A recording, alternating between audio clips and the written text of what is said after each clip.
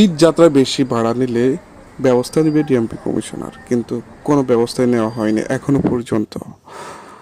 Noakhali two Dhaka নির্ধারিত ভাড়া ছিল 500 টাকা এবং এসি ভাড়া ছিল 550 টাকা। সেখানে ভাড়া নেওয়া হচ্ছে 600, 700, 800 থেকে 1000 টাকা।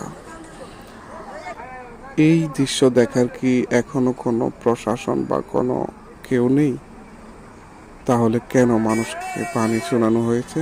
ব্যবস্থা নেওয়া হবে যদি অতিরিক্ত ভাড়া নেওয়া হয়। আসলে বলা যায় এই যাত্রীগুলো একদম অসহায়। তারা না পারে কারো কাছে বলতে, না পারে সইতে। অতিরিক্ত ভাড়া দিয়ে যাত্রী হয়রানি এখানে শেষ নয়।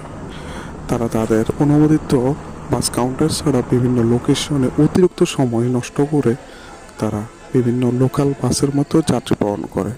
এতে করে সাধারণ যাত্রীদের মধ্যে এক ক্ষোভের সৃষ্টি তৈরি হয়।